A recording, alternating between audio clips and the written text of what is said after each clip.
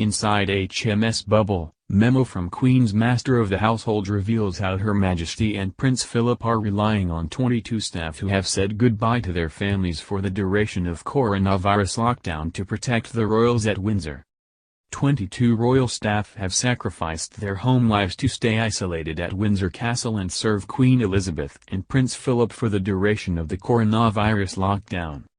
A memo issued to staff from the Master of the Household Tony Johnston Burt, 62, a former Royal Navy officer, called the mission to protect the Queen and Prince Philip HMS Bubble. The Queen, 94, moved from Buckingham Palace to Windsor Castle on March 19 where she began isolating. Prince Philip, 98, was flown down to join her from Sandringham shortly after. In the memo, Vice Admiral Johnston Burt explains that the staff would be doing their duty by not seeing their families for the duration of the lockdown in order to protect Her Majesty and Prince Philip. Comparing the conditions to those he experienced while at sea during his 40 years in the Navy, he wrote, "There are 22 royal household staff inside the bubble, and it struck me that our predicament is not dissimilar to my former life in the Royal Navy on a long overseas deployment. Indeed, the challenges that we are facing, whether self-isolating alone at home, or with our close household and families, have parallels with being at sea away from home for many months, and having to deal with a sense of dislocation, anxiety and uncertainty." The term HMS Bubble reportedly amused both the Queen and Philip, who himself served in the Navy where he was nicknamed Big Bubble, the Sun revealed along with the memo. In his uplifting message to staff, Mr. Johnston Burt wrote, "I'm sure that we shall emerge as a stronger, more considerate and more resilient royal household team as a result, and able to do our duty for the Queen." Members of the royal staff believed to be isolating with the Queen include Her Majesty's Private Secretary Sir Edward Young, and his own staff, who have all moved into the castle. An inside source that The Sun that the utmost priority was to safeguard the good health of the monarch and her consort. "The most important thing is to protect the Queen and the Duke of Edinburgh from the virus. If something happened to them it doesn't bear thinking about." The Queen has not seen any other members of her family since the start of the lockdown on March 23. Addressing the nation on April 5 in a pre-recorded message, the monarch promised that "we will meet again." However, like many people across the nation, she has been keeping in touch with her loved ones via video calls. It is said she will wish her great-granddaughter Princess Charlotte a happy birthday via video conference app Zoom next Saturday when the young royal turns 5. Charlotte, who grew up with tablets, is said not to be fazed by the circumstances surrounding her big day this year.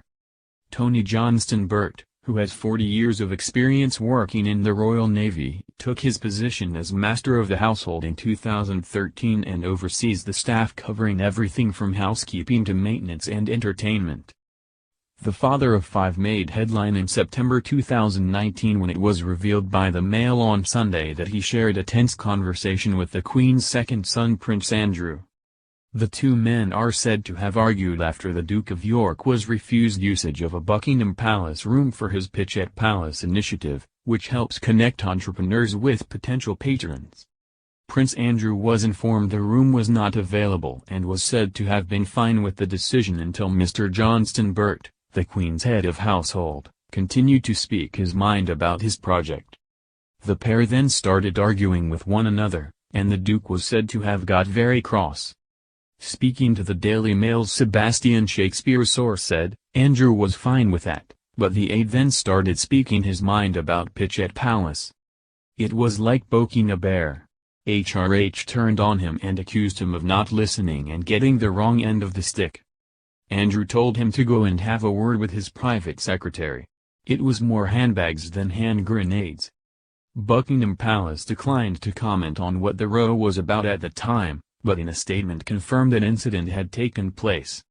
The Queen has been passing the time by keeping up to date with the latest news at her desk, reading newspapers, catching up with family over video messenger, and is an avid viewer of television news, according to someone placed close to her inner circle.